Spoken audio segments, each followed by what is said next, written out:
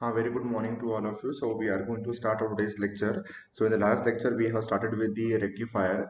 Now rectifier is a device which by which we can convert the AC into a DC supply. Because in the rectifier, we are going to use a diode, and diode will convert AC into a DC. You can also say that that diode is a will act like a semiconductor switch. When you apply a forward bias to a diode, what is going to happen? जब आपने forward bias apply किया क्या होगा? जो आपका diode रहेगा it will be acting as the short circuit, ठीक है। और अगर डायोड को आपने रिवर्स वोल्टेज अप्लाई किया, so in that case diode will be acting as the open circuit. So, because diode exhibit this property, that is why we are going to use a diode in our rectification. And the most important application of a diode is in the rectifiers only. So yesterday we have seen the half wave rectifier, and after that we have seen the center tap full wave rectifier. So there are some limitations which are associated with the half wave rectifier, that in the half wave rectification there is a rectification of only one half. सिर्फ एक ही half का क्या हो रहा था वहां पे rectification हो रहा था। और अगर एक ही हाफ का रेक्टिफिकेशन होगा तो उस केस में जो रेक्टिफिकेशन एफिशिएंसी रहेगी इट इज अराउंड 40%, ठीक है ना। मतलब अगर 100 वाट का अगर आपने पावर दिया है इनपुट साइड पे, तो कितना वाट मिल रहा है हमें यहाँ पर? सिर्फ 40 वाट मिल रहा है, ठीक है ना।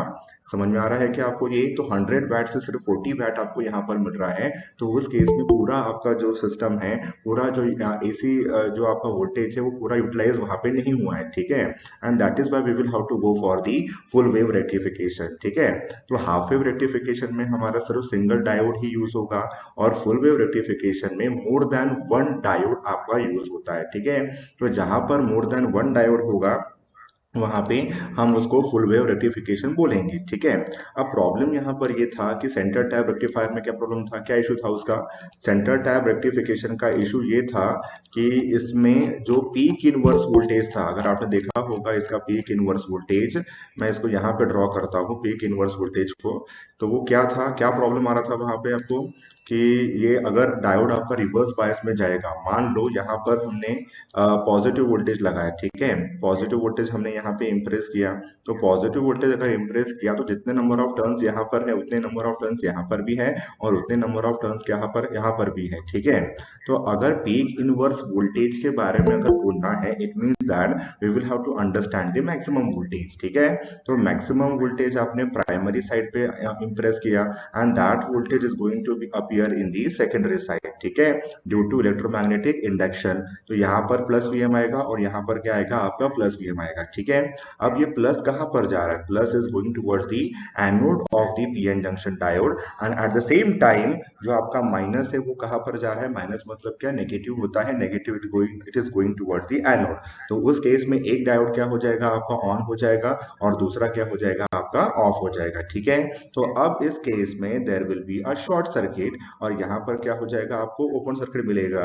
तो इसका मतलब ये है कि एक डायोड अपने यहाँ से करंट को पास कर रहा है, और दूसरा जो डायोड है वो वोल्टेज को ब्लॉक कर रहा है, ठीक है ना, वोल्टेज को ब्लॉक कर रहा है। अगर आपका ओपन सर्किट है इसका मतलब क्या है कि करंट यहाँ पे कितना होगा? करंट यहाँ पे जीरो रहेगा, and this will block some voltage, है कि नहीं। वोल्टेज को उसने ब्लॉक किया है, करंट को वो फ्लो नहीं कर पा रहा है, फ्लो नहीं करवा रहा है, ठीक है। तो अब इसके अक्रॉस कितना वोल्टेज यहाँ पर आएगा? तो हमने क्या देखा था कि जो आपके डायोड्स हैं उसके अक्रॉस -2 वी एम आ रहा था। तो ये क्या है आपका? Peak inverse voltage. Now what is the definition of a peak inverse voltage? The maximum voltage which can appear across a diode in the reverse bias condition. Reverse bias condition में कितना voltage उसके across आ रहा है उसको हम बोलेंगे peak inverse voltage. Problem यहाँ पर ये है कि सेंटर टैप रेक्टिफायर में हमारा फुल वेव रेक्टिफिकेशन तो यहाँ पर हो रहा है, हमारा यहाँ पे फुल वेव रेक्टिफिकेशन, सॉरी मैंने यहाँ पर गलत ड्रॉ किया, हमारा फुल वेव रेक्टिफिकेशन तो यहाँ पर हो रहा है। बट प्रॉब्लम यहाँ पर ये आ रहा है कि इसमें जो पीक इनवर्स वोल्टेज है दैट इज 2 × वी एम। तो अगर हमने इसको सॉल्व किया तो आई थिंक कितना आएगा? 2 × 312.5, और इस केस में 625 वोल्ट। तो इतना वोल्टेज उस डायोड के अक्रॉस आ रहा है during the reverse bias condition. And we know that कि अगर रिवर्स बायस कंडीशन में, हाँ, रिवर्स बायस कंडीशन में अगर आपका ब्रेकडाउन वोल्टेज इससे कम होगा। वैभव आपका ऑडियो थोड़ा सा ऑन है। हाँ, तो रिवर्स बायस कंडीशन में अगर जो आपका ब्रेकडाउन वोल्टेज अगर इससे कम होगा तो उस केस में आपके जो डायोड्स है वो डैमेज हो सकते हैं। तो मैंने ये सब कल एक्सप्लेन किया था आपको, ठीक है। And that is why we need to have some improved version of the full wave rectifier. तो अब इम्प्रूव्ड वर्जन कौन सा रहेगा? Bridge wave rectifier. तो इम्प्रूव्ड वर्जन आपका ब्रिज वेव रेक्टिफायर यहाँ पे रहेगा, ठीक है। तो अभी ब्रिज वेव रेक्टिफायर को हम कैसे देखेंगे? यहाँ पर ब्रिज के फॉर्म में ये रेक्टिफायर, ठीक है ना। देखो यहाँ पर 4 डायोड्स होंगे, ठीक है। हाफ वेव रेक्टिफायर में there was only 1 diode. Centre tap full wave rectifier में वहां पर 2 डायोड थे, क्योंकि हमने सेंटर टैप वहां पर किया था। और यहाँ पर आपके फुल वेव रेक्टिफायर्स आपके यहाँ पर यूज होंगी, D1 D2 D3 एंड यहाँ पर क्या होगा आपका D4 हो जाएगा, ठीक है। तो अब यहाँ पर हम इसको AC वोल्टेज हम प्रोवाइड करेंगे, बिकॉज हमने क्या बोला था कि रेक्टिफायर का मतलब क्या होता है? It is going to convert AC into a DC wave form, ठीक है। तो पहले हम यहाँ पर लोड की पोलैरिटी को यहाँ पर डिफाइन कर लेते हैं, बिकॉज मैंने क्या कहा कि हमारा जो वोल्टेज आएगा, आउटपुट वोल्टेज, वो सिर्फ एक ही डायरेक्शन में रहेगा, ठीक है। तो उस केस में यहाँ पर क्या होना चाहिए कि ये इसका प्लस हम इसको अज्यूम कर लेते हैं, और यहाँ पर क्या रहेगा? यहाँ पर आपका नेगेटिव रहेगा, ठीक है। तो यहाँ पर ये वोल्टेज आपका आ जाएगा। इसका मतलब यह है कि करंट हमेशा यहाँ पर एंटर ही होना चाहिए, और यहाँ से करंट क्या होना चाहिए? आपका लीव होना चाहिए, ठीक है। तो पहले हम यहाँ पर AC वोल्टेज को अप्लाई कर देते हैं। अब जैसे ही मैंने AC वोल्टेज को अप्लाई किया, पॉजिटिव यहाँ पर है, इसके 2 हाफ्स होते हैं, ठीक है ना। पॉजिटिव हाफ आपका रहेगा, और फिर यहाँ पर क्या रहेगा? आपका नेगेटिव हाफ रहेगा। So during a positive half यहाँ पर क्या होगा? The upper terminal will become positive and lower terminal will become negative, और सेम चार्ज, सेम जो पोलैरिटी है वो कहाँ पर अपीयर होगी? यहाँ पर अपीयर होगी, और यहाँ पर आ जाएगा, ठीक है। तो अब मुझे बताओ कि जैसे ही हमने यहाँ पर पॉजिटिव हाफ को अप्लाई किया, now which 2 diodes will be conducting? Because अगर देखो, अगर हमें यहाँ पर रेक्टिफिकेशन करना है तो 2 डायोड्स को आपको ऑन करना पड़ेगा, ठीक है ना। सेंटर टैप में आपका सिर्फ एक ही डायोड आपका ऑन हो रहा था एट अ टाइम, ठीक है ना। यहाँ पर क्या होगा? आपका 2 डायोड्स आपके ऑन होने चाहिए। तो अभी हम यहाँ पर देखेंगे कि ये पॉजिटिव कहाँ पर जा रहा है। पॉजिटिव यहाँ पर आ गया, हाँ या ना? प्लीज से यस और नो, ठीक है। पॉजिटिव कहाँ पर आएगा? यहाँ पर आ गया। तो अब कौन से डायोड्स आपके ऑन होंगे? पॉजिटिव कहाँ पर जा रहा है? एनोड, डायोड D1 के एनोड पे जा रहा है, and at the same time कहाँ पर जा रहा है? कैथोड पे जा रहा है, ठीक है। तो उस केस में यहाँ पर diode D1 will be acting as the short circuit, हाँ या ना? तो ये शॉर्ट सर्किट आपका हो जाएगा। इसको मैं ओपन सर्किट से यहाँ पे रिप्रेजेंट करता हूँ, ठीक है। रजिस्टर आपका पैसिव एलिमेंट है, रजिस्टर का कुछ भी यहाँ पर होगा नहीं, ठीक है। रजिस्टर पैसिव एलिमेंट है, resistor is not going to exhibit anything, ठीक है ना। अगर आपके वोल्टेज की पोलैरिटी चेंज भी हो रही है, रजिस्टर का नेचर कभी भी चेंज नहीं होता है, ठीक है। But the same thing is not going to happen for the inductor and the capacitor, ठीक है। तो अभी यहाँ पर नेगेटिव हम कर दिए, तो उस केस में क्या होगा? यहाँ पर डायोड D2, तो यहाँ पर अथर्व ने सही कहा था कि यहाँ पर डायोड D2 आपका सर ऑन हो रहा है, ठीक है। तो अब ये आपका ऑन हो जाएगा। फिर उसके बाद डायोड D4 ये आपका ऑफ हो जाएगा, हाँ या ना? बिकॉज यहाँ पर क्या नेगेटिव आ रहा है, नेगेटिव कैथोड पे जा रहा है डायोड D2 के, एंड नेगेटिव एनोड पे जा रहा है डायोड D4 के, ठीक है। तो अब ये D1 एंड यहाँ पर क्या रहेगा? आपका D2 हो जाएगा।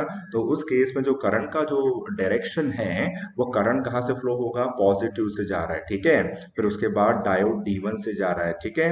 फिर उसके बाद हमने क्या बोला था? हमने यहाँ पर अज्यूम किया था कि हमारा जो करंट है वो हमेशा A में एंटर होना चाहिए, और B से आपका लीव होना चाहिए, ठीक है। तो अब देखो इस कंडीशन में क्या हो रहा है कि करंट आपका यहाँ पर डायोड D1 से गया, फिर यहाँ पर A में जा रहा है, फिर अगेन यहाँ पर D2, फिर देखो यहाँ से ये बाहर आ गया, और D2। इसका मतलब यह है कि इसका रेक्टिफिकेशन होगा। अब देखो यहाँ पर जितना वोल्टेज आपका यहाँ पर, अगर हमने इसको थोड़ा सा और सिंप्लीफाई किया, तो उस केस में हमें कैसा मिल रहा है? यहाँ पर ये देखो, ये अल्टीमेटली आपके ये एक्स्ट्रा वायर्स है, इन वायर्स को यहाँ से निकाल दो, तो ये जो पॉइंट है, ये जो A पॉइंट है, वो कहाँ पर आ जाएगा? ऊपर आ जाएगा, हाँ या ना? फिर उस केस में यहाँ पर ये सिंपल आपका रजिस्टर RL इसके सीरीज में होगा, ठीक है। तो अल्टीमेटली इसका मीनिंग ये होता है कि output voltage is going to follow the nature of the supply voltage. अभी नेचर क्या है इसका? साइन वोल्टेज है। तो ऑब्वियसली यहाँ पर क्या आ जाएगा? AC वेव फॉर्म आपकी आ जाएगी from 0 to pi, because 0 to pi के बीच में ये वाला जो वैल्यू है, इसके सारे वैल्यूज क्या है, पॉजिटिव है। अगर आपने इसको देखा ये भी पॉजिटिव है, इसको अगर आपने देखा पीक वैल्यू को देखा दैट इज ऑल्सो पॉजिटिव, फिर इसको आप मतलब सारी जो वैल्यूज है यहाँ पर वो पॉजिटिव है। तो उस केस में आउटपुट वोल्टेज का यहाँ पर वैल्यू कितना रहेगा, output voltage will be equals to V M sine of omega T, and that will be, अब इसका ड्यूरेशन कहाँ से कहाँ तक है, 0 से पाई के बीच में है। ठीक है, समझ में आ रहा है क्या आपको ये। तो ये पॉजिटिव हाफ के लिए यहाँ पर दो डायोड्स ऑन होंगे, एक D1 ऑन होगा, फिर दूसरा क्या होगा आपका D2 यहाँ पर ऑन हो जाएगा। ठीक है, now we will try to understand कि आपका नेगेटिव हाफ में यहाँ पर क्या हो रहा है। नेगेटिव हाफ में ऑब्वियसली जो हमारा पोलैरिटी है it is going to reverse. ठीक है, नेगेटिव हाफ में जो पोलैरिटी है वो क्या हो जाती है, रिवर्स हो जाती है। तो यहाँ पर नेगेटिव आएगा, यहाँ पर पॉजिटिव आएगा, फिर अगेन यहाँ पर नेगेटिव आएगा, again there will be a positive, again यहाँ पर नेगेटिव आएगा, यहाँ पर भी आपका नेगेटिव आएगा। एक स्टार्टिंग में आपका एक असम्पशन यहाँ पर करना था कि डायोड्स क्या है, आपके आइडियल है। ठीक है, डायोड्स अगर आपके आइडियल रहेंगे तो उस केस में आपका जो कट इन वोल्टेज वहां पे होता नहीं है, और यू कैन से जो फॉरवर्ड वोल्टेज ड्रॉप है 0.7 का, अगर सिलिकॉन डायोड्स आपने यूज किए तो उसमें 0.7 वोल्ट का वहां पे कट इन वोल्टेज और you can say a forward voltage drop वहां पर होता है। ठीक है, बट हमने यहाँ पर क्या अज्यूम किया है कि आवर डायोड्स आर आइडियल, हमारे जो डायोड्स है वो आइडियल है। जैसे हमने यहाँ पर स्मॉल पॉजिटिव वोल्टेज हमने प्रोवाइड किया, diode will enter into the forward bias condition. ठीक है, तो ये प्रैक्टिकल डायोड्स नहीं है, ये क्या है, आपके आइडियल डायोड्स हैं। समझ में आ रहा है क्या आपको इतना। तो अब ये तो आपका यहाँ पर हो चुका, बट अभी हम नेगेटिव किसके लिए हम देखेंगे, तो नेगेटिव एंड पॉजिटिव, नेगेटिव यहाँ पर पॉजिटिव, वेरी गुड, फिर यहाँ पे नेगेटिव है, यहाँ पर पॉजिटिव है। So now you will have to comment on the conduction of a diodes. ठीक है, तो पहले क्या होगा यहाँ पर, I think D1 will be off, ये ऑफ हो जाएगा। ऑफ मतलब क्या, रिवर्स बायस है। ठीक है, ऑफ मतलब आपका रिवर्स बायस होगा, फिर this one will be a short circuit, फिर यहाँ पर आपका रेजिस्टर आएगा। देखो हमारा जो अजम्पशन है कि यहाँ पे करंट ए पे ही एंटर होना चाहिए, ए से बाहर निकलना नहीं चाहिए। ठीक है, तो अब इस केस में यहाँ पर ये प्लस है, तो ऑब्वियसली डायोड D2 इस केस में इस साइकिल में ये ऑफ, इस हाफ साइकिल में ये ऑफ हो जाएगा। सो D2 विल बी ऑफ, और ये क्या हो जाएगा आपका शॉर्ट सर्किट यहाँ पे हो जाएगा। ठीक है, फिर ये D1 हो जाएगा, this one will B D3, और ये क्या होगा आपका D4 यहाँ पर होगा। तो अब इस केस में करंट कैसे फ्लो होगा, करंट हमेशा पॉजिटिव से स्टार्ट होता है। ठीक है, तो पॉजिटिव से स्टार्ट होने के बाद यहाँ से करंट पॉजिटिव से स्टार्ट होने के बाद कैसे जा रहा है यहाँ पर, please have a look. Positive से होने के बाद यहाँ पर बिकॉज यहाँ पर क्या है, ओपन सर्किट है। ओपन सर्किट का मीनिंग क्या होता है, there will be an high impedance path. High impedance path मतलब क्या, एयर होता है, वहां पर एयर है, मतलब एयर का जो डाइलेक्ट्रिक स्ट्रेंथ है, अगर आपको एयर को अगर आयोनाइज करना है, so I think you will have to provide a 21 kilo volt per centimetre. इतना आप अगर आपने इलेक्ट्रिकल फील्ड वहां पर प्रोवाइड किया तो उस केस में जो आपकी एयर है वो आयोनाइज हो जाएगी। ठीक है, बट इतना तो वोल्टेज हम यहाँ पर प्रोवाइड नहीं कर रहे हैं। ठीक है, तो इस केस में करंट यहाँ से फ्लो हो ही नहीं पाएगा।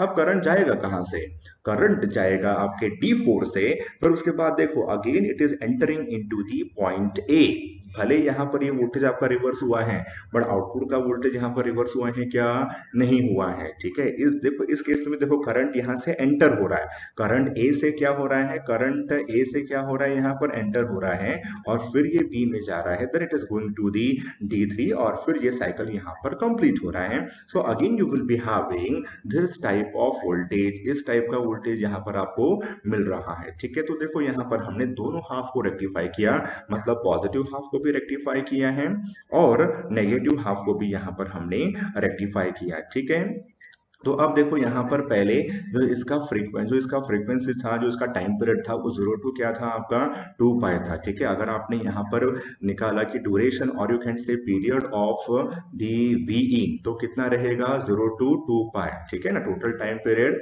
और we can say time period of the V कितना रहेगा, 0 टू 2 पाई आपका रहेगा।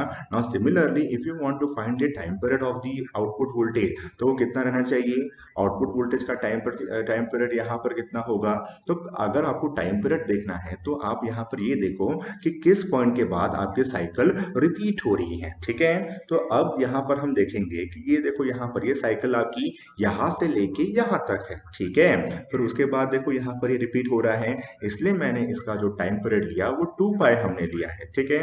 बस same is not the case with your output voltage, because in this case यहाँ पर देखो जो रेपिटेशन हो रहा है, जो पीरियोडिक, बिकॉज पीरियोडिक फंक्शन है, एक बार आपने एसी वोल्टेज को स्टार्ट आपने कर दिया तो कंटिन्यूसली आपकी यहाँ पर वेव फॉर्म्स आती हैं, ठीक है ना। ये पीरियोडिक यहाँ पर वेव फॉर्म रहेगी, ठीक है। तो अभी हमें इसका पीरियड दिखना है, तो पीरियड कहाँ से रहेगा, 0 to पाई के बीच में रहेगा। फिर से ये क्या हो रहा है, आपका रिपीट हो रहा है। So time period of your output voltage कितना आएगा यहाँ पर, time period of your output voltage will be equals to कितना होगा, I think it will be pi, ठीक है। सो समझ में आ रहा है कि आपको ये, तो यहाँ पर पाई रहेगा time period of the output voltage. तो देखो इसकी फ्रीक्वेंसी क्या हो रही है, इसकी फ्रीक्वेंसी आपने यहाँ पे डबल कर दी। इसकी फ्रीक्वेंसी कितनी थी, 50 हर्ट्ज की फ्रीक्वेंसी थी, हाँ या ना। इसकी फ्रीक्वेंसी कितनी थी, यहाँ पर 50 हर्ट्ज की फ्रीक्वेंसी थी ना। अगर आपने टी, कितना होता है ये, T will be equals to कितना रहेगा ये, 20 मिली सेकेंड्स यहाँ पर होगा, ठीक है। टोटल टाइम पीरियड कितना है यहाँ पे, 20 मिली सेकेंड, तो इसका फ्रीक्वेंसी कितना रहेगा यहाँ पर, 50 हर्ट्ज रहेगा। इसका जो टोटल टाइम पीरियड है it is around 10 milli second. तो 10 मिली सेकेंड का अगर टोटल टाइम पीरियड अगर रहेगा, then what is the frequency, please tell me. So 1/10 it is कितना होगा ये, 10 टेन टू द पावर -3। तो अगर हमने इसको सॉल्व किया, so I think it is coming out to be 100 hertz, ठीक है। समझ में आ रहा है कि आपको ये, तो आपने फ्रीक्वेंसी को इंक्रीज यहाँ पर कर दिया है, ठीक है। तो अब इस केस में हमारा एम क्या रहता है, we have to find what, we have to find the output voltage, that is the DC voltage हमें यहाँ पर फाइंड करना है। बिकॉज अल्टीमेटली हमारा पर्पस क्या था कि हमें एसी वोल्टेज को डीसी वोल्टेज में कन्वर्ट करना है। अगर मुझे डीसी वोल्टेज की वैल्यू यहाँ पर चाहिए, then in that case I will have to find the average value. तो इस केस में जो आपकी एवरेज वैल्यू आएगी वो थोड़ी सी आपकी यहाँ पर ऊपर रहेगी। ये क्या है इसका, ये आपका एवरेज वैल्यू है, this is the average value of your DC voltage, ठीक है।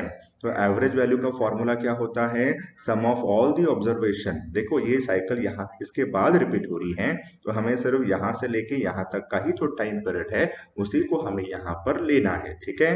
तो sum of all the observation upon number of observation, ठीक है। तो उस केस में यहाँ पर क्या होगा, 1 टोटल टाइम पीरियड, इस केस में कितना होगा यहाँ पे 1/पाई हो जाएगा, and this one will be 0 to pi. तो ये कितने वैल्यू रहेगी यहाँ पे, ये V0 into D of D omega T, ठीक है। तो अगर हमने इसको सॉल्व किया, then I think it will be 0 to pi, यहाँ पर कितना होगा, Vm into sine of omega T into D omega T. समझ में आ रहा है क्या आपको ये। नाउ इन दिस केस यहाँ पर जो Vm की वैल्यू यहाँ पर दिख रही है वो पीक वैल्यू है। पीक मतलब क्या, कांस्टेंट वैल्यू है, ये आपका हाईएस्ट पीक होता है, highest value of your wave form, ठीक है।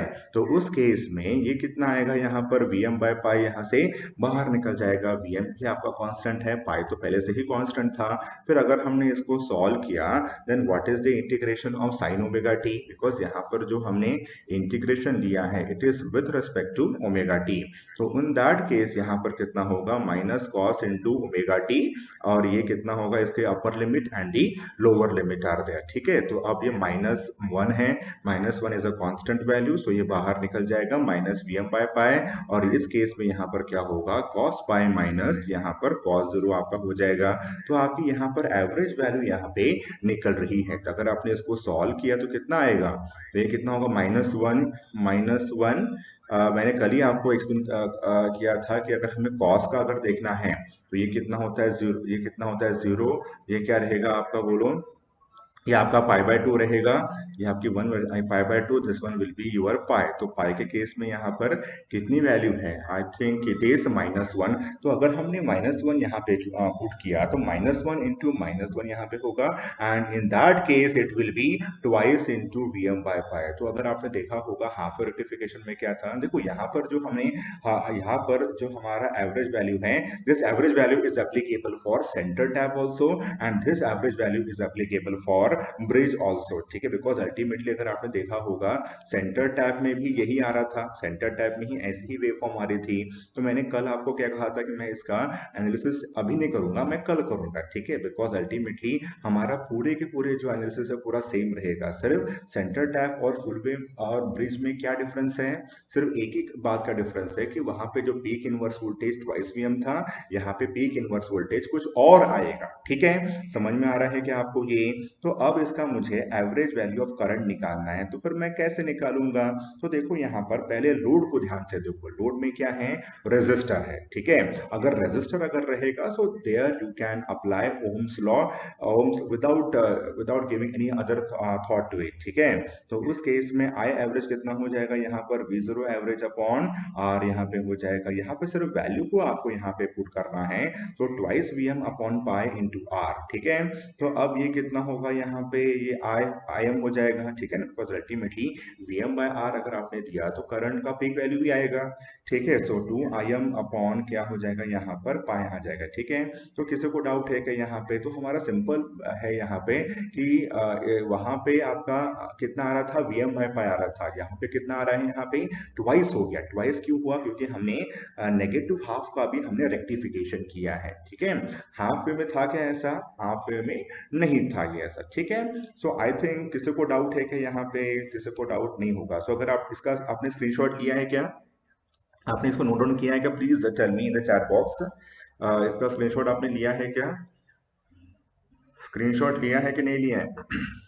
Yes sir. Yes sir, thank you. तो यहाँ पर स्क्रीनशॉट यहाँ पर लिया है, मैडम ने यहाँ पर माइक को ऑन करके यहाँ पर कुछ बोला है, thank you, thanks a lot. तो यहाँ पर अभी आप लोगों ने स्क्रीनशॉट लिया है, ठीक है। तो नेक्स्ट क्या रहेगा, यहाँ पर हम इसको आरएमएस वैल्यू को निकालेंगे। तो हम आरएमएस वैल्यू को हम कैसे निकाल रहे हैं, मैंने कल ही आपको कहा था कि अगर हमारे पास ऐसी वेव फॉर्म अगर रहेगी, ये ऐसी वेव फॉर्म अगर रहेगी, तो उस केस में average value will be equal to कितना होगा, आरएमएस वैल्यू हो जाएगा, ठीक है ना। पर यहाँ पर ऐसी वेव फॉर्म है क्या, नहीं है। यहाँ पर कौन सी वेव फॉर्म है, एसी कंपोनेंट है, साथ में क्या है आपका, डीसी कंपोनेंट है। इसका मतलब ये है कि यहाँ पर रिपल है, रिपल का मतलब क्या होता है, AC component which is present in the output voltage, ठीक है ना। बिकॉज हमारा एम क्या रहेगा, मुझे इस रिपल को कम करना है, तो वो हम कल देखेंगे कि how you are going to reduce the ripple in the output voltage, ठीक है ना। अगर मुझे रिपल को कम करना है तो मुझे वहां पर फिल्टर्स लगाने पड़ते हैं, क्या लगाने पड़ते हैं, फिल्टर्स लगाने पड़ते हैं, ठीक है ना। तो वो हम कल देखेंगे। हमारा आज का जो मोटिव, जो आपका मोटिव है वो क्या है कि जस्ट हमें यहाँ पर रेक्टिफाई करना है, ठीक है। हमारे पास एसी वोल्टेज है, बिकॉज प्रॉब्लम क्या होता है कि हमारे जो घर पे जो सप्लाई आ रहा है वो क्या है, हमारा एसी सप्लाई आ रहा है। बट अगर हमारे पास जो एप्लीकेशन से, मान लो हमारे पास एक एप्लीकेशन है कि हमें मोबाइल के चार्जर को चार्ज करना, मोबाइल को हमें यहाँ पर चार्ज करना है, ठीक है ना। तो उस केस में you will have to require a DC voltage, हाँ या ना, प्लीज से यस और नो। क्योंकि अगर मुझे मोबाइल को अगर मुझे चार्ज करना है तो मुझे एसी वहां पे फेड नहीं करना पड़ेगा, बिकॉज एसी को अगर आपने फेड किया तो उस केस में मोबाइल आपका वहां पे चार्ज नहीं होगा। मोबाइल को चार्ज करने के लिए I will have to rectify the AC voltage. So पहला जो स्टेज रहेगा वो क्या होगा कि आप उसको स्टेप डाउन करो, बिकॉज हमारे पास जो वोल्टेज है वो कितना वोल्टेज है, 230 वोल्ट का वोल्टेज है। तो 230 वोल्ट के वोल्टेज को हमें पहले स्टेप डाउन करना पड़ेगा, then you will have to convert that AC voltage into a DC voltage, and then you will have to apply a filter, ठीक है। तो जो सर्किटरी हमारी बंद यहाँ पर बनेगी, तो पहले हमारा स्टेप डाउन ट्रांसफार्मर आएगा, फिर उसके बाद क्या आएगा, आपका रेक्टिफायर आएगा, और फिर उसके बाद आपका फिल्टर आएगा, और लास्ट में क्या आएगा, आपके रेगुलेटर्स आएंगे, ठीक है ना। तो ये क्या है, आपका रेगुलेटेड पावर सप्लाई है, ठीक है, जो आपका असाइनमेंट रहने वाला है, that you will have to create, you will have to design a regulated power supply of 5 volt, 5 volt का आपको जो रेगुलेटेड पावर सप्लाई है उसको आपको बनाना पड़ेगा, ठीक है। तो अभी यहाँ पर हम क्या देखेंगे कि हमें यहाँ पर आरएमएस वैल्यू को निकालना है, ठीक है। Now what is the formula of the RMS value, पहले आप समझो कि आरएमएस वैल्यू का मीनिंग क्या होता है, रूट मीन स्क्वायर वैल्यू। पहले आपको सारे जो ऑब्जर्वेशन है उसको स्क्वायर करना है, ठीक है। स्क्वायर करने के बाद आपको क्या करना है, उसका मीन निकालना है, and then you will have to take the square root of it, हाँ या ना। तो अभी हम यहाँ पर V0 RMS हम यहाँ पे निकालेंगे, तो कैसे हम यहाँ पे निकालेंगे, यहाँ पर पहले बताओ, पहले हम इस इसको स्क्वायर करेंगे। किसको हमें स्क्वायर करना है? ये जो आपका आउटपुट वोल्टेज यहाँ पर आ रहा है उसको हमें यहाँ पर स्क्वायर करना है। तो हमने इसको स्क्वायर यहाँ पे कर दिया।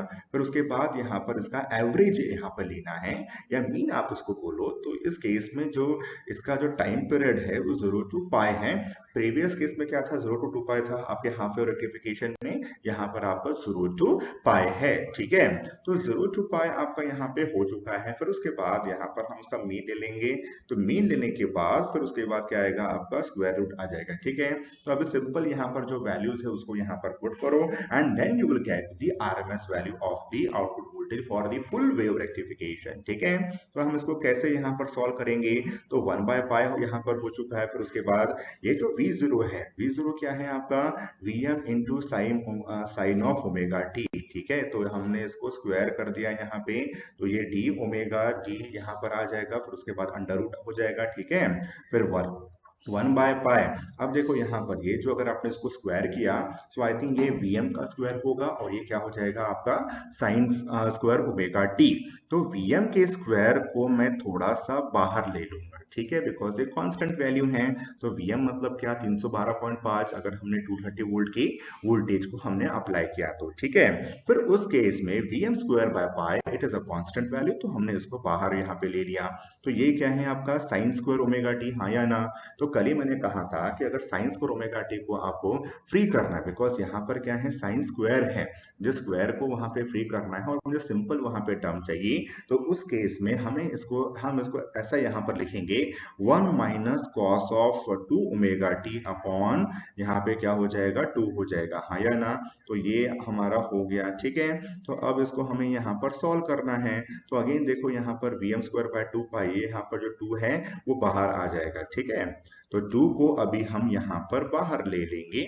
तो ओके, सो आई थिंक ये मैं यहाँ पर लिखता हूँ कि यहाँ पर स्पेस है। So output RMS value, what will be the output RMS value? So ये कितना होगा? Vm² by 2π। तो अगर मैंने इसको सॉल्व किया तो 1 का क्या होता है? Integration. What is the integration of 1? तो यहाँ पर मैं कर्ली ब्रैकेट्स में यहाँ पे लिखूंगा ओमेगा टी। और इसका क्या होगा integration? What is the integration of this? Minus sine 2। देखो मैंने यहाँ पर एक स्टेप को मैंने यहाँ पर स्किप किया है। ठीक है, मैंने 2 को यहाँ पे ले लिया है। ठीक है ना, मैंने एक स्टेप का मैंने यहाँ पर स्किप किया। थोड़ा सा ध्यान से आप वहां पे लिखना। तो नहीं, मुझे लगता है कि यहाँ पर कुछ लोगों को यहाँ पे प्रॉब्लम होगा। सो आई राइट दिस स्टेप। सो ये कितना होगा? Vm² by 2π हो जाएगा। फिर उसके बाद 0 to π का इंटीग्रेशन है। फिर उसके बाद 1 माइनस cos 2 ω t इंटू यहाँ पर कितना होगा? d ω t and this will be under root. ठीक है, तो अभी इस केस में इसका जो इंटीग्रेशन है ये 1 है। 1 मतलब क्या? कांस्टेंट वैल्यू रहेगा, तो ऑब्वियसली इसका यहाँ पर ये ओमेगा टी आएगा, बिकॉज ये 1 को हम with respect to D omega T हम इंटीग्रेट कर रहे हैं। हम 1 को dx के x के रिस्पेक्ट में हम इंटीग्रेट नहीं कर रहे हैं। ठीक है, फिर उसके बाद cos 2 ω t कितना आएगा? यहाँ पर cos 2 ω कितना आएगा? तो यहाँ पे sin 2 ω t होगा। फिर उसके बाद अपॉन यहाँ पर 2 आ जाएगा। ठीक है, तो अब इसको आपको यहाँ पर सॉल्व करना है। So I think it is under root. तो अभी आपको इसको सॉल्व करना है, तो हम कैसे करेंगे? यहाँ पर हमारा ये लिमिट्स है, तो ये पाई हो जाएगा and this one will be your 0। ठीक है, तो अब इसको मुझे सॉल्व करना है। सॉरी, मैंने कैसा यहाँ पर ब्रैकेट बना दिया? Vm²/2π। तो अभी पाई की वैल्यू यहाँ पर पुट कर दो। फिर उसके बाद देखो यहाँ पर आपको सिर्फ ओमेगा टी को ही रिप्लेस करना है, आपको 2 को रिप्लेस नहीं करना है। तो ये क्या हो जाएगा? 2 इंटू पाई। ठीक है, फिर अपॉन 2। फिर उसके बाद माइनस कितना होगा? 0 को यहाँ पर पुट करो। फिर उसके बाद माइनस ये आपका पूरा 0 ही हो जाएगा। ये होने के बाद फिर आई थिंक इसको ऐसा ध्यान से करना, मैं सिर्फ ब्रैकेट्स का मुझे प्रॉब्लम हो रहा है। ठीक है, तो यहाँ पर अभी क्या क्या होगा बोलो? V0² इंटू V0 RMS हो जाएगा। तो ये V0 RMS will be equals to, ठीक है, कितना होगा? Vm²/2π। ठीक है, मेरा आवाज आ रहा है कि यहाँ पर? मुझे प्लीज टेल मी कि मेरा आवाज आ रहा है क्या? आ रहा है कि नहीं आ रहा है? Yes, yes. Yes yes, thank you thank you. तो तो सर आ अगर रहा आपने है। इसको सॉल्व किया, अभी आ रहा है क्या? पहले नहीं आ रहा था क्या आवाज? पहले आवाज नहीं आ रहा था क्या? ये सर आ रहा था, आ ओके रहा था ओके सर। ओके, हमने मुझे लग रहा था कि हाँ ठीक है ना, मुझे फोन आ रहा था यहाँ पे, तो मैंने फोन को उठाया नहीं मैंने, तो मुझे लगा कि शायद मेरा नेटवर्क चला गया है, तो बट आ रहा था आवाज, तो ठीक है। आई थिंक पाई मेरे ख्याल से आपका पाई वहां पर होगा, ठीक है, तो पाई आ जाएगा, फिर उसके बाद साइन टू पाई मेरे ख्याल से आपका नहीं आएगा, जीरो आपका नहीं आएगा, साइन जीरो मेरे ख्याल से आपका नहीं आएगा, तो ये मेरे ख्याल से आपका ऐसा सॉल्व हो गया। फिर उसके बाद यहाँ पर अगर हमने इसको सॉल्व पाई एंड टू पाई, फिर ये पाई एंड पाई यहाँ पर कैंसिल आउट हो जाएगा, तो अब यहाँ पे बहुत ही सिंपल मेरे ख्याल से है, ये this one will be Vm by root two. तो Vm बाय रूट टू मेरे ख्याल से यहाँ पर आ रहा है, देखो यहाँ पर RMS वैल्यू जो है, अगर आपकी वेव फॉर्म अगर आपकी ऐसी है, इसके लिए भी जो आपका RMS आएगा वो Vm बाय रूट टू आएगा। ध्यान दो, बहुत ही इंपॉर्टेंट है, अगर आपकी वेव फॉर्म ऐसी है तो उसके लिए भी क्या आएगा, आपका Vm बाय रूट टू आएगा। अगर आपकी वेव फॉर्म ऐसी ऐसी है उसके लिए भी क्या आएगा, आपका Vm बाय रूट टू आएगा, ठीक है। बिकॉज अल्टीमेटली जो आपका रूट मीन स्क्वायर वैल्यू है, उसका डेफिनेशन में ही उसका जो मीनिंग है वो छुपा है, ठीक है। देखो यहाँ पर पहले हमने स्क्वायर किया, फिर हमने मीन लिया, और फिर हमने यहाँ पे क्या लिया, स्क्वायर रूट हमने यहाँ पे लिया है। तो अगर आपकी वेव फॉर्म ऐसी वेव फॉर्म है, ऐसी वेव फॉर्म अगर है तो भी यहाँ पर Vm बाय रूट टू आएगा, और अगर आपकी वेव फॉर्म अगर आपकी ऐसी है देन स्टिल मेरे ख्याल से आपका Vm बाय रूट टू यहाँ पर आने वाला है, ठीक है। तो किसी को डाउट है क्या यहाँ पे, बहुत सिंपल है ये, ठीक है। तो अब यहाँ पर हम RMS value of the output current निकालेंगे। तो फॉर्मूला क्या रहेगा यहाँ पर, जैसे ही हमें करंट निकालना है तो आपके दिमाग में ये ख्याल आना चाहिए कि सर यहाँ पर लोड कौन सा है, लोड आपका क्या है, रेजिस्टिव लोड है, आपने लैंप यहाँ पे लगाया हुआ है। तो लैंप अगर लगाया हुआ है तो V0 RMS अपॉन क्या हो जाएगा, R हो जाएगा, then Vm by root two into क्या हो जाएगा, आपका R आएगा। इसको अगर आपने सॉल्व किया तो I think it is Im by root two. समझ में आ रहा है कि आपको ये, तो ये बहुत सिंपल है, यहाँ पर मैंने कुछ भी रॉकेट साइंस यहाँ पर मैंने किया नहीं है, सिंपल मैंने यहाँ पर मैथ्स को फॉलो किया, हमारे जो वेव फॉर्म थे उसको अकॉर्डिंगली मैंने उसको एनालाइज किया। हमने पहले एवरेज वैल्यू को निकाला जो डीसी वैल्यू होती है, फिर आरएमएस वैल्यू को देखा, फिर मैंने देखा यहाँ पर कि जो वेव फॉर्म आपको दिख रही है, this wave form is having two component, the first one will be the AC component and the second one will be a DC component. इसका मतलब ये है कि इसका आरएमएस भी डिफरेंट होगा और इसका एवरेज भी डिफरेंट होगा, ठीक है। अगर डीसी रहा होता तो उसका एवरेज और आरएमएस उसका सेम ही रहता, उसमें कोई भी वहां पे डिफरेंस होता नहीं है। बट ये क्या है आपके यहाँ पर पल्सेटिंग, इसको हम बोलते हैं पल्सेटिंग डीसी। नाम क्या है इसका, पल्सेटिंग डीसी, इसका ना आपको बुक में ये ऐसा वर्ड दिखेगा यहाँ पर कि डीसी तो है। डीसी क्यों है, बिकॉज इसका जो डायरेक्शन है वो सिर्फ एक ही इसमें है, ठीक है ना, बट साथ में इसके ऊपर क्या है, पल्सेस हैं, तो इसको हम क्या बोलेंगे, पल्सेटिंग डीसी। किसी को डाउट है कि यहाँ पे, बहुत सिंपल है, ठीक है। अब यहाँ पर मैंने कल कितना पल्सेस है, कितने यहाँ पर इसका, इसमें रिपल्स कितना है, इसमें कितना एसी कंपोनेंट है, उसको हमें यहाँ पर निकालना है। अगर आपने देखा होगा हाफ वेव रेक्टिफिकेशन में जो रिपल कंटेंट था, the ripple content which was present in the half wave rectification was around 1.21। तो हमें यहाँ पर जस्टिफाई करना है कि मैंने अगर फुल वेव रेक्टिफायर को यूज किया तो उसका जो रिपल फैक्टर है वो थोड़ा सा कम हो जाएगा, ठीक है ना, बिकॉज हमने यहाँ पर फुल वेव को हमने यूज किया है। देखो हमारा प्रॉब्लम क्या आ रहा था, हमारी एफिशिएंसी भी कम आ रही थी, साथ में हमारा जो रिपल फैक्टर है वो बड़ा था, ठीक है ना। तो मैंने यहाँ पर दो और एक्स्ट्रा डायोड्स मैंने यहाँ पर यूज करे, ठीक है ना। मैं मार्केट में गया, मैंने वहां से दो एक्स्ट्रा डायोड्स वहां पर यूज किए। अगर मैंने उतना इन्वेस्टमेंट मैंने अगर किया है तो मेरा एफिशिएंसी वहां पे हाई आना चाहिए, मेरा जो रिपल फैक्टर है वो कम आना चाहिए, ठीक है। तो अभी हम इसको देखते हैं कि इसका रिपल फैक्टर कैसे आएगा, कैसे कम होगा। अगर आपने इसको लिखा होगा तो फिर I can write the ripple factor. तो रिपल फैक्टर का यहाँ पे डेफिनेशन क्या होता है, what is the definition of a ripple factor. So ripple factor का मीनिंग होता है, क्या होगा बोलो यहाँ पर, एसी कंपोनेंट, कितना एसी कंपोनेंट यहाँ पर आउटपुट वोल्टेज में प्रेजेंट है। So what we can write, AC component present in the output voltage, हाँ या ना, प्लीज से यस और नो।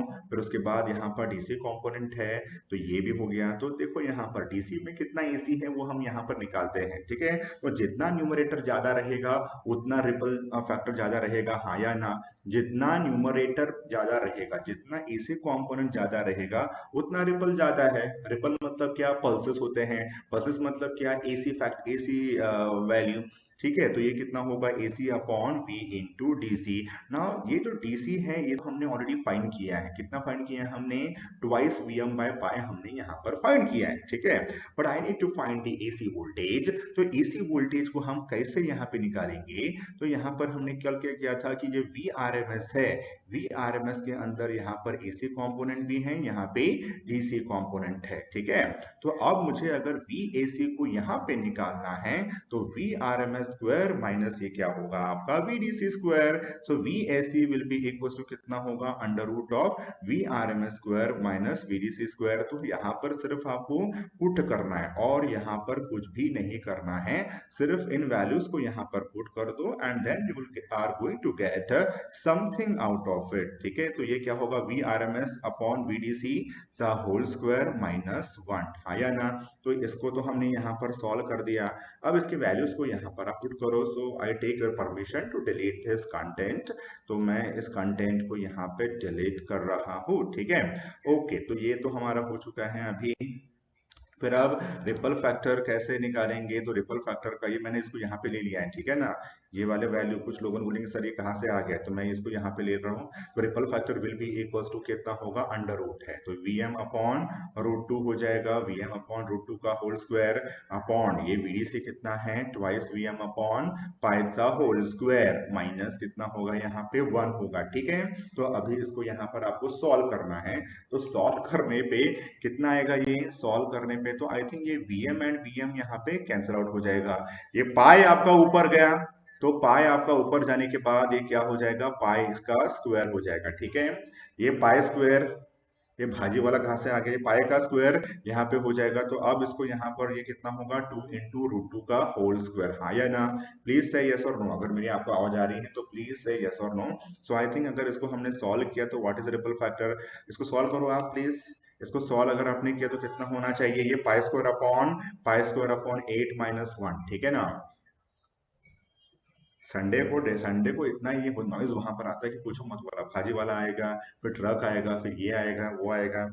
तो ये अथर्व ने कहा कि sir yes sir, so I think please tell me what is the value of it, कितना आना चाहिए। कुछ हमारा देखो रिपल फैक्टर अगर आपका यहाँ पर कम हुआ तो आपने जो इन्वेस्टमेंट वहां पर किया है, ठीक है ना। 2 डायोड्स का अगर आपने कॉस्ट देगा तो I think it will be around 10 rupees, ठीक है ना। तो अगर 20 रुपीज का अगर आपने इन्वेस्टमेंट अगर किया है तो something something beneficial will should come out of it, ठीक है ना। ऐसे नहीं कि हम अपना मन हो गया हमने डायोड्स को वहां पे इंक्रीज किया। तो वैल्यू कितनी आ रही है इसकी, प्लीज टेल, कितना वैल्यू आ रहा है, under root of pi square by under root of pi square by 8, value यहाँ पर कितना आना चाहिए।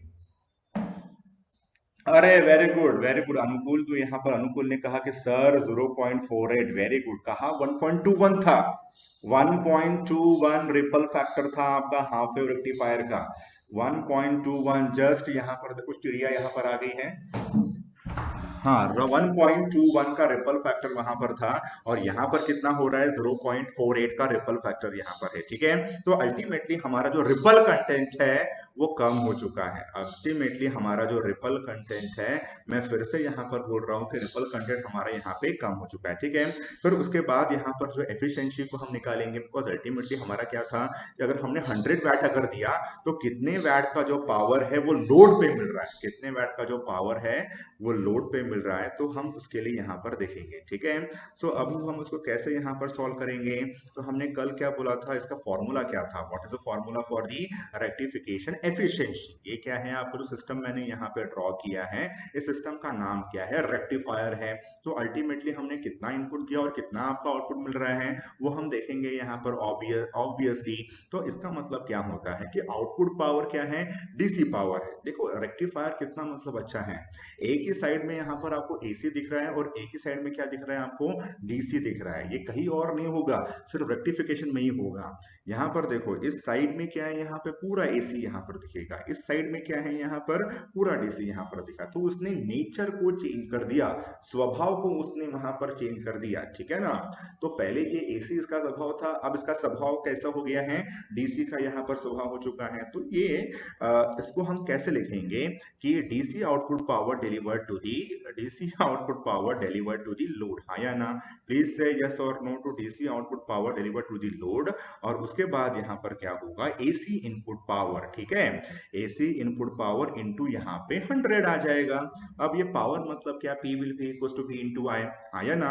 जनरली कैसा रहता है कि पावर का जो डेफिनेशन है वो हमेशा, अगर आपने देखा होगा, आपने पढ़ा होगा, अगर आपने इस सर्किट्स में फर्स्ट ईयर में पढ़ा होगा, तो वहां पे तीन टाइप के पावर होते हैं। अपरेंट पावर, देन उसके बाद एक्टिव पावर होगा, फिर क्या होगा आपका रिएक्टिव पावर होगा। ठीक है, अपरेंट पावर के दो कंपोनेंट्स वहां पर होते हैं। अपरेंट पावर को हम हमेशा एस से रिप्रेजेंट करेंगे, V इंटू आई। ये क्या होता है, V इंटू आई। इसके दो कंपोनेंट रहेंगे, Vi इंटू कॉस फाई, और ये क्या होता है आपका Vi इंटू साइन फाई, यहाँ पर हो जाएगा। ठीक है, समझ में आ रहा है क्या आपको ये?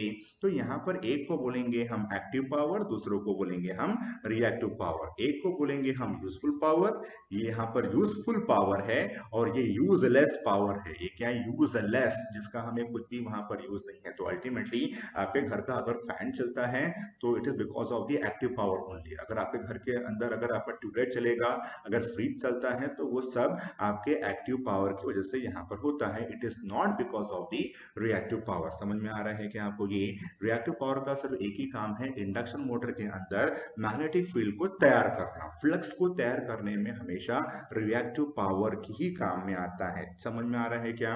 तो आई थिंक यहाँ पर V I into cos phi यहाँ पर आ रहा है। अब सर ने कहा था कि सर ये वी इंटू आई, हमारा लोड क्या है, what is the value, what is the load? ये हमारा रेजिस्टर है। ठीक है, तो रेजिस्टर में क्या होता है, voltage and current will be in phase. Voltage and current क्या रहेगा आपका, सेम फेज में रहेगा। मतलब ये वोल्टेज रहेगा और यही क्या रहेगा आपका करंट होगा। ठीक है, तो वोल्टेज और करंट अगर आपका सेम फेज में रहेगा, then what is the angle between the two quantities, please tell me. ये क्या है, फाइव। फाइव मतलब क्या, पावर फैक्टर एंगल बोलते हैं। ठीक है, वोल्टेज और करंट के बीच में जो एंगल रहता है उसको हम पावर फैक्टर एंगल बोलते हैं। So now please tell me what is the angle between voltage and current for a resistor. ठीक है, सुशांत ने कहा सर यहाँ पे जीरो है, तो ये पावर फैक्टर एंगल कितना है यहाँ पे, और you can say cos phi यहाँ पर कितना है, पावर फैक्टर एंगल आपका यहाँ पे जीरो यहाँ पर दिख रहा है, which is the cos phi.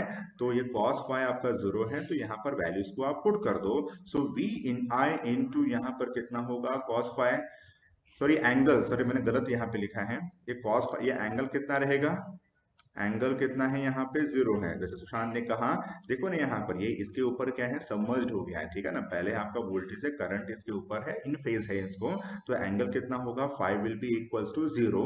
Cos phi कितना होगा, cos of zero will be equals to one. तो पावर फैक्टर कितना हो जाएगा हमारा, वन हो जाएगा। ठीक है ना, तो अगर मुझे साइन फाइव यहाँ पे निकालना है तो कितना होगा, साइन ऑफ जीरो हो जाएगा, it will be equals to zero. तो अगर हमने इस वैल्यू को पुट किया तो वैल्यू कितना आएगा, जीरो आ जाएगा, and this one will be equals to V into I. ये सिर्फ किसके लिए है, it is applicable only for a resistor type of load. It is applicable only for a resistor type of load, it is not applicable for the inductor, for the capacitor, और you can say a combination of the load. समझ में आ रहा है कि आपको ये, तो ये तो यहाँ पर हो गया। तो इसलिए मैंने ये जो V है इसको मैंने लिखा I इंटू आर। तो अगर हमने इसको सॉल्व किया तो ये क्या हो जाएगा, आई स्क्वायर इंटू आर यहाँ पे होगा। So we can now write the power in terms of I square into R. समझ में आ रहा है कि आपको ये, अगर आपको कभी कहा कि एक्टिव पावर का जो डेफिनेशन है वो क्या है, तो वो V I into cos phi है, V इंटू आई वहां पे नहीं है। ठीक है ना, बचपन में जो आपने पढ़ा था 10th एंड 12th वो सब रॉन्ग आपने पढ़ा था। ठीक है ना, तो ये तो यहाँ पर हो चुका है। तो ये आई स्क्वायर इंटू, मतलब ये कितना होगा, I D C square into R, फिर उसके बाद यहाँ पर क्या होगा, I R M S square into R, फिर ये इंटू 100 यहाँ पर हो जाएगा। अगर इसको सॉल्व करो तो ऐसे इसको सॉल्व करना मेरे ख्याल से बहुत ही आसान है।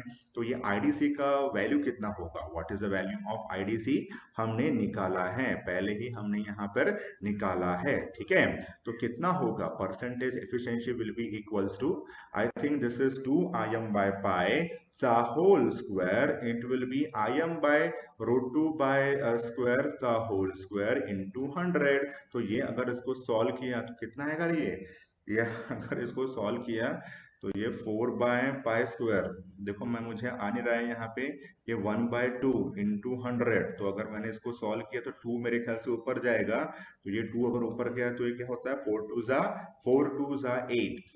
जा 8। माय नेम इज लखन वाला नहीं है, ये 1 2 का 4 नहीं है यहाँ पे। तो ये क्या, 4 2 जा 8, तो 8 बाय पाई स्क्वायर इंटू यहाँ पर 100 हो जाएगा। अगर हमने इसको सॉल्व किया तो मेरे हिसाब से कितना आना चाहिए, please anyone tell me what is the value of the percentage efficiency, कितना आएगा, एफिशिएंसी कितना आना चाहिए? बहुत ही बढ़िया, ये मेरे ख्याल से 80 के आसपास यहाँ पर आना चाहिए। बिकॉज कल का जो रेक्टिफिकेशन की जो वैल्यू थी वो 41% के आसपास थी। So I think it is around, yes, सबने वैल्यू यहाँ पर निकाल दी। So I think it is around 81%। देखो यहाँ पर कितना परसेंट है, अगर आपने 100 वैट के पावर को अगर आपने दिया, then you are getting 80 watt in the output. ये मेरे ख्याल से यहाँ पर मिरेकल यहाँ पर हो चुका है। ठीक है, समझ में आ रहा है क्या आपको ये? तो इस केस में हमने यहाँ पर रेक्टिफिकेशन एफिशिएंसी यहाँ पर निकाली है। ठीक है, तो अभी उसके बाद एक और मेरे ख्याल से यहाँ पर टर्म है जिसका नाम क्या है? Form factor. क्या है उसका नाम? फॉर्म फैक्टर है। तो फॉर्म फैक्टर को अभी हम यहाँ पे निकालते हैं। Now what is the formula of a form factor? Form factor का फॉर्मूला क्या है? एनीवन? क्या होता है ये? मेरे ख्याल से हुआ है क्या आपका फॉर्म फैक्टर? ये शायद कितना है ये फॉर्मूला? क्या है फॉर्म फैक्टर का? हाँ, V R M S upon R M S value upon the average value. तो हम इसको लिखते हैं R M S value upon, ये आपका रिपल फैक्टर नहीं है, ये आपका सिर्फ आर एम एस और एवरेज का ही यहाँ पे रेशियो होता है। ठीक है, सो कितना होगा? V R M S upon V average. V R M S कितना है? We R M S V M by √2 होगा। ठीक है, तो ये कितना होगा? Twice V M by pi होगा। ठीक है, इसको सॉल्व किया तो आई थिंक कितना आना चाहिए? कितना आएगा ये? हाँ, पाई बाय 2√2 यहाँ पर आ जाएगा। तो कितना होगा ये? 1.11। तो आप देखो, कोई भी अगर साइन की जो वैल्यू है, साइन का वैल्यू अगर आपका रहेगा तो 1.11 आता है।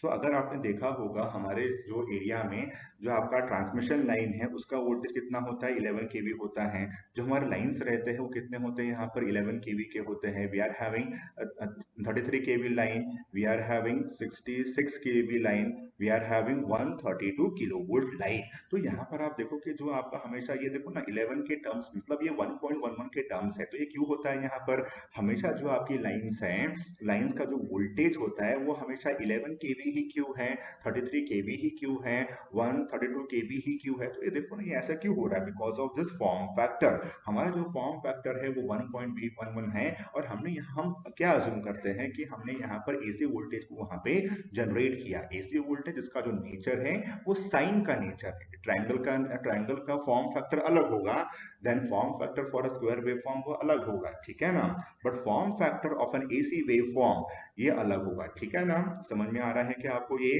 तो इसलिए 1.11 को अगर हमने 11 से 10 से मल्टीप्लाई किया तो 11.11 आएगा यहाँ पर। तो ये इसलिए यहाँ पर ये जो है वहाँ पे 11 ये ऐसा होता है, 11 केवी, 33 केवी, 66 केवी, ये ऐसे इसमें रहता है। समझ में आ रहा है कि आपको इतना? ये फॉर्म फैक्टर यहाँ पर हमने देख लिया। ठीक है, सो आई थिंक यहाँ पर आपका फुल वेव रेक्टिफायर हो चुका है।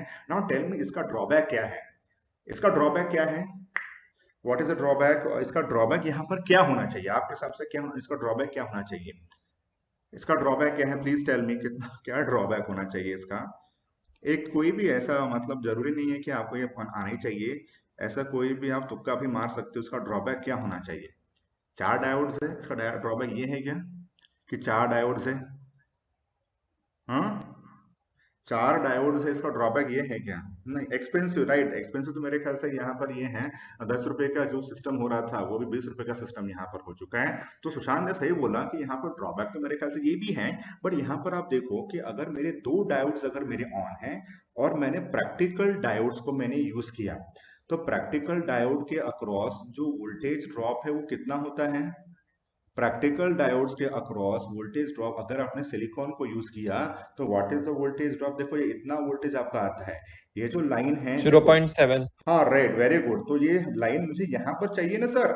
वेरी गुड, सस्मित ने सही बोला कि ये मुझे लाइन मुझे यहाँ पर चाहिए। I want this line to be here, but इतना यहाँ पर ये ड्रॉबैक, वेरी गुड, इतना यहाँ पर ये ड्रॉबैक यहाँ पे आता है। तो 0.7 वोल्ट का यहाँ पे ड्रॉबैक आता है। अगर आपने प्रैक्टिकल डायोड को आपने यूज किया, then you are going to encounter a voltage drop of 0.7 volt, अगर आपने प्रैक्टिकल डायोड को यूज किया। हाँ या ना? अगर वही मैंने जर्मेनियम के मैं डायोड को यूज किया तो ये देखो, ये 0.3 इतना ड्रॉप, इतना यहाँ पर वोल्टेज ड्रॉप होगा। तो अगर आपके सिस्टम में अगर आपके सिस्टम में एक डायोड है तो 0.7 वोल्ट का वहां पे ड्रॉप आप पकड़ के चलो। 2 वोल्ट, अगर मान लो यहाँ पर 2 वोल्ट का सिस्टम है और आपने एक डायोड को यूज किया तो कितना होगा यहाँ पे? अगर एक डायोड आपका कंडक्ट अगर हो रहा है, एक डायोड को अगर आपने ऑन किया तो इसका ड्रॉप कितना आएगा? 0.7 वोल्ट। मतलब अल्टीमेटली आपको वो ड्रॉप करके आपको चलने का है। अब देखो यहाँ पर जैसे मैंने कहा स्टार्टिंग में कि अगर आपका फुल वेव रेक्टिफायर है and that to a bridge type, तो उस केस में यहाँ पर 2 डायोड्स आपके ऑन होते हैं, D1 and D2। Then what is the total voltage drop? Please tell कितना होना चाहिए? अगर 2 डायोड्स अगर आपके कंडक्ट अगर होंगे तो कितना होगा ये? अगर 2 डायोड्स अगर कंडक्ट अगर होंगे तो कितना होना चाहिए? 0.7 प्लस 0। अरे ये तो बहुत ही खतरनाक हो गया, यहाँ पर 1.4 वोल्ट का आपका ड्रॉप ही हो रहा है। अगर मेरा मान लो मेरा अगर वोल्टेज कितना है, मेरा मुझे अगर मेरे पास 4 वोल्ट अगर है तो 4 वोल्ट में से 1.4 तो आपका यही जा रहा है। 4 वोल्ट में से सुशांत 1.4 सच में देखो यहाँ पर कितना 3.6। ये इसमें मैं क्या करूंगा? मैं तो लो वोल्टेज पावर सप्लाई के लिए प्रॉब्लमेटिक कंडीशन है। So I think bridge wave rectifier can not be use for a low voltage application, हाँ या ना? या if you are having a higher voltage then you can go for the bridge wave rectifier. इसलिए हमेशा जो bridge wave rectifier है वो हमेशा कहाँ पर होता है? ब्रिज वेव रेक्टिफायर हमेशा हाई वोल्टेज सप्लाई के लिए यहाँ पर होता है। तो इसका जो एप्लीकेशन मेरे ख्याल से यही है।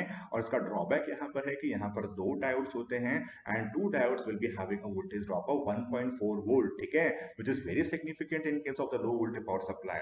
अगर 4 वोल्ट को अगर हमें रेक्टिफाई करना है तो उस केस में यहाँ पर 1.4 वोल्ट का यहाँ पे ड्रॉप तो इतना ही तुम्हारा ड्रॉप हो गया। और गलती से मान लो अगर मेरा यहाँ पर 2 वोल्ट है तो कितना हो जाएगा ये? 0.6 वोल्ट। हमारे हाथ में क्या आएगा? तंबूर आएगा हमारे हाथ में। तो ये प्रॉब्लमेटिक यहाँ पर कंडीशन है, ठीक है ना? Now will talk about the peak inverse voltage. Peak inverse voltage यहाँ पर कितना हो रहा है? एनीवन? पीक इनवर्स वोल्टेज यहाँ पर कितना होना चाहिए? पीक इनवर्स का मीनिंग क्या है कि आपका जो the maximum voltage which is coming across the diode in a reverse bias condition, हाँ या ना? प्लीज से यस और नो। पीक इनवर्स वोल्टेज का जो डेफिनेशन है वो क्या होता है? द मैक्सिमम, मैं फिर से यहाँ पर बोल रहा हूँ कि the maximum voltage which is coming across the diode in the reverse bias condition. तो हम थोड़ा सा अभी यहाँ पे ले लेते हैं कि मान लो यहाँ पर मेरे पास पॉजिटिव सप्लाई है, मेरे पास यहाँ पर पॉजिटिव यहाँ पर आ रहा है और इसको हम यहाँ पे ये करते हैं, ठीक है? तो पॉजिटिव अगर हमने दिया तो ये इसको कंडक्ट करेगा, दिस विल बी कंडक्टिंग, हाँ या ना? ठीक है ना? ये भी क्या होगा? आपका कंडक्ट होगा, हाँ या ना?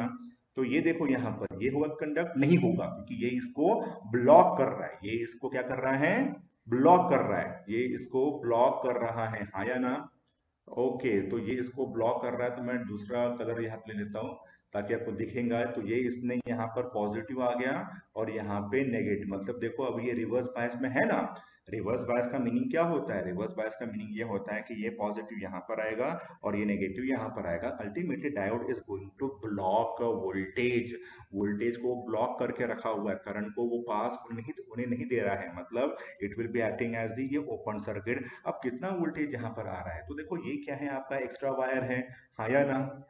ये क्या है? आपका एक्स्ट्रा वायर। तो देखो यहाँ पर माइनस गया, माइनस गया, माइनस, ओके, फिर यहाँ पर प्लस गया, प्लस गया, प्लस गया। तो ये जो आपका डायोड दिख रहा है it is directly coming across your VM, हाँ या ना? देखो ना यहाँ पे ये it is directly coming across your, मतलब इसका जो पीक इनवर्स वोल्टेज वो कितना है? यहाँ पर Vm है। तो देखो ये इसका एप्लीकेशन ये भी है। इसका जो एडवांटेज क्या है आपको दिख रहा है कि peak inverse voltage of a bridge wave rectifier, peak inverse voltage of a bridge wave rectifier is very small, is small as compared to a center tap, हाँ या ना? So can I write the statement ki peak inverse voltage?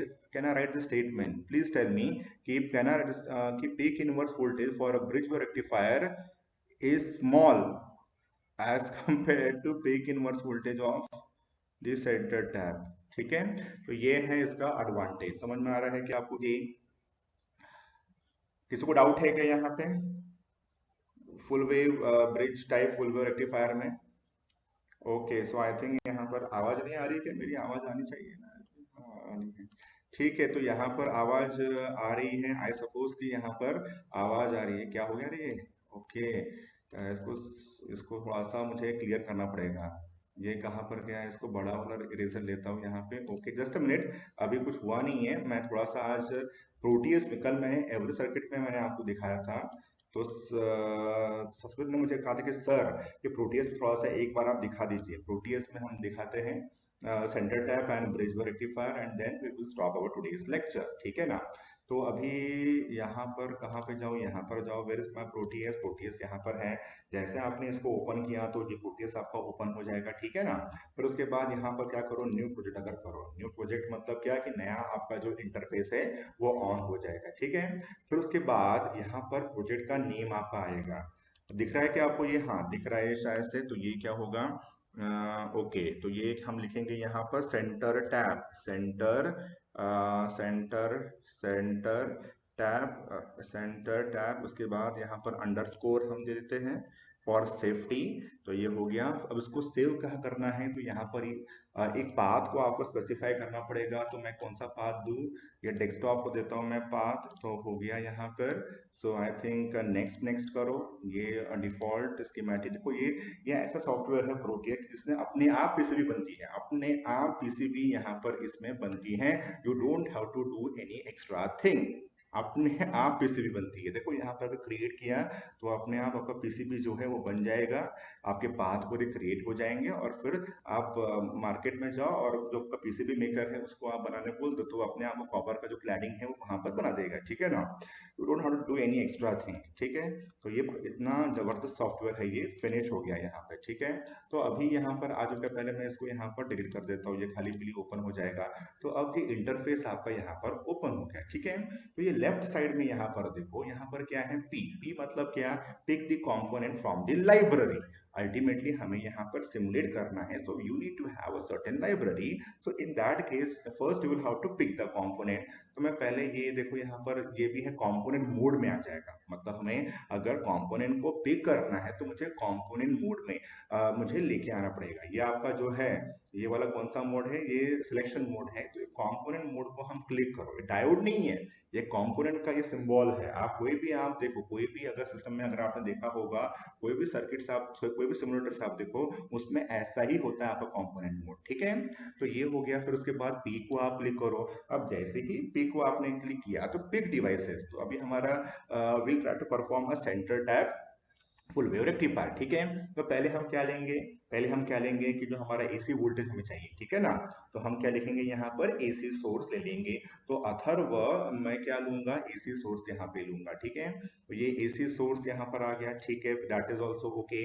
तो ये alternator मतलब AC source आपका है। फिर again P पे आप क्लिक करो। फिर उसके बाद क्या चाहिए हमें, डायोड चाहिए। अब मैंने आपको डायोड का, मैंने जो डेटा शीट दिया था उसमें डायोड का कुछ नाम था, क्या नाम था, 1N4001, 1N4002, ये आपके डायोड के क्या है, ये नेम थे। तो विल राइट 1N4007 जो मार्केट में अवेलेबल है। अगर आप जाओगे तो मार्केट में ये वाला जो डायोड है वो ओपन है। आप देखो ये सिलिकॉन रेक्टिफायर है, ये सिलिकॉन, इसका जो करंट देखो, इसका जो रिवर्स वोल्टेज है आप देखो ना यहाँ पे, ये जैसे मैं हमेशा बोलता हूँ कि इसका जो रिवर्स वोल्टेज है वो अराउंड 1000 आ रहा है। और ये कितना करंट यहाँ से, मतलब 1 एम्पियर करंट आपका फ्लो होगा। ये मैक्सिमम रेटिंग इसकी 1 एम्पियर है, मैक्सिमम रेटिंग इसकी 1 एम्पियर है। मतलब इस डायोड से मैक्सिमम करंट जो आपका फ्लो हो सकता है वो 1, इसकी इतनी ही एपथ है, ठीक है ना। तो इसको हमने क्लिक कर दिया, यहाँ पर ये आ गया, तो ये हो गया। फिर उसके बाद नेक्स्ट क्या चाहिए हमें, नेक्स्ट क्या चाहिए, हाँ नेक्स्ट चाहिए हमें सेंटर टैब रेक्टिफायर। तो I think centre tap transformer चाहिए, सॉरी मैं भूल गया। सेंटर टैब आ रहा है क्या, ये आएगा क्या इस बार, सेंटर टैब ट्रांसफॉर्मर, क्या लिख दिया मैंने, centre tap transformer, centre tab with secondary winding, ये हो गया। तो ये ले लिया हमें सेंटर टैब ट्रांसफॉर्मर। और क्या चाहिए हमें, हाँ लोड, रेजिस्टिव लोड चाहिए। तो रेजिस्टिव लोड के लिए यहाँ पर रेजिस्टर, ठीक है ना, रेजिस्टर ये हो गया। फिर उसके बाद ठीक है रजिस्टर, हाँ देखो एनालॉग वाला रजिस्टर है, एनालॉग रजिस्टर। ये इतने आप कुछ भी लो, कोई प्रॉब्लम नहीं है। यहाँ पर 1/8, 1 बाइट का मीनिंग होता है 0.025 वैट का, मतलब छोटा रजिस्टर रहेगा। अगर उसका वैटेज आपने चेंज किया, उसका जो साइज होता है वो बड़ा रहता है। 1/8 मतलब क्या, 0.25 वैट वाले जो रजिस्टर होते हैं, ठीक है। वे पीसीबी के लिए सभी काम में आते हैं, ठीक है। समझ में आ रहा है कि आपको ये, तो मैं ये रजिस्टर यहाँ पे ले लूंगा, ठीक है। फिर ये होने के बाद अब इसको आपको यहाँ पे लेके आने का है।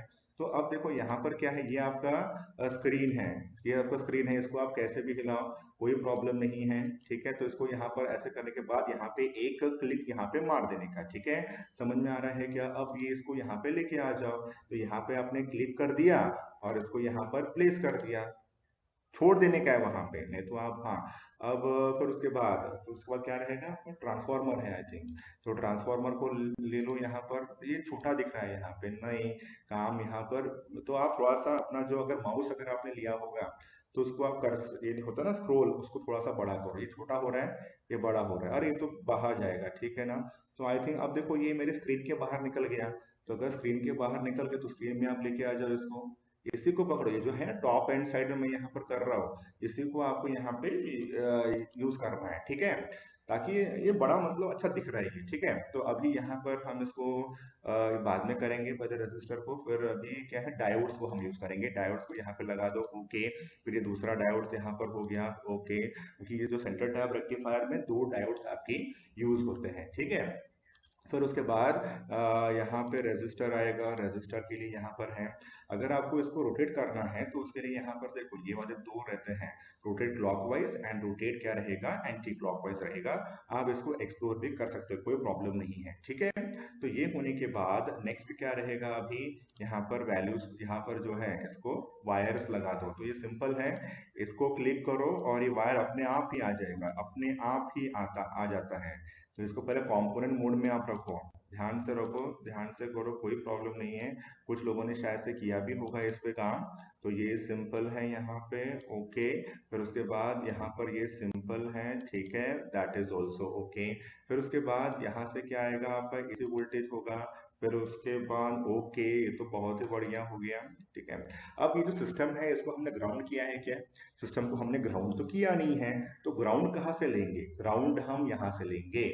तो देखो टर्मिनल्स मोड है, टर्मिनल्स मोड आप लिख लो अभी अपने कॉपी में, ये टर्मिनल्स मोड है। इसको अगर आपने क्लिक किया तो यहाँ पर ग्राउंड का आ रहा है, default input output bidirectional power. तो ग्राउंड को यहाँ पर आप ले लो। तो ग्राउंड मैंने यहाँ पे लगा दिया। अब देखो जो मेरा प्राइमरी साइड है वो तो ग्राउंड हो चुका है, but what about the secondary. तो सेकेंडरी में हमने क्या अज्यूम किया था कि जो करंट है आपका यहाँ पे एंटर होगा, यहाँ से करंट आपका लीव होगा। इसका मतलब ये है कि मुझे जो ग्राउंड लगाना है सेकेंडरी में वो मैं यहाँ पे लगाऊंगा, ठीक है। समझ में आ रहा है कि आपको ये, यहाँ पर अगर आपने लगा दिया तो आपका यहाँ पर वोल्टेज आएगा ही, जीरो वोल्टेज ही आएगा। और ग्राउंड मतलब क्या कि जीरो रहेगा ना, ग्राउंड मतलब क्या होता है, जीरो होगा, ठीक है। समझ में आ रहा है कि आपको इतना। तो अभी ये होने के बाद हम इसको टर्म, ये इस मोड में हम लेके जाएंगे, सिलेक्शन मोड में हम इसको लेके जाएंगे, बिकॉज हमें वैल्यूज को यहाँ पर चेंज करना है, ठीक है।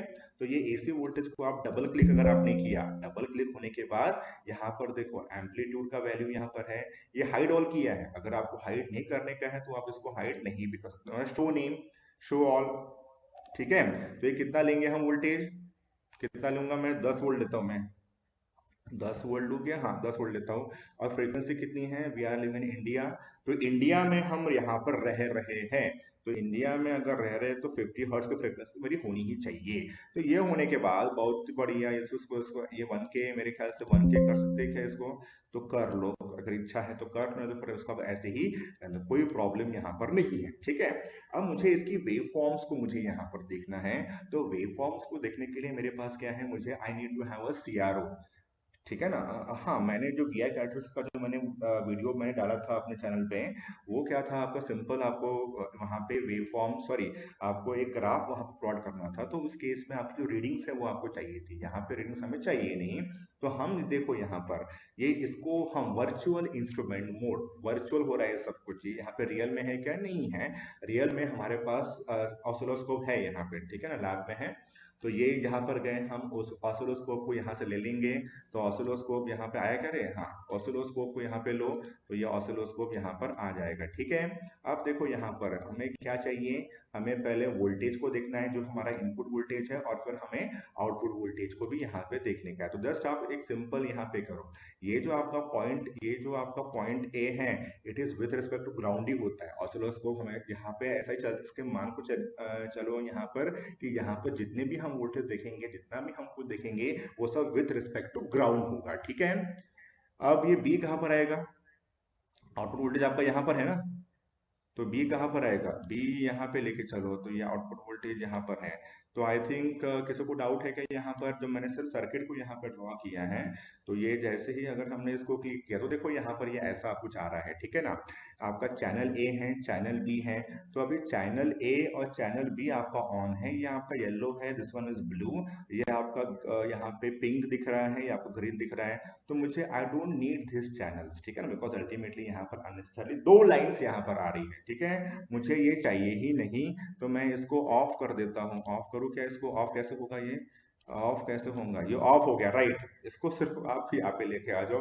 मुझे ऑफ करना नहीं आ रहा था, तो मैंने इसको सिर्फ, ये देखो यहाँ पे है ना, ये हो रहा है कि नहीं हो रहा है, राइट। तो अब देखो ये, अब ये सही में ऐसा हो रहा है इसमें रेक्टिफिकेशन। तो ये फ्रीक्वेंसी, हम इसका फ्रीक्वेंसी को चेंज करना पड़ेगा। तो देखो यहाँ पर ये इसके लिए ये है।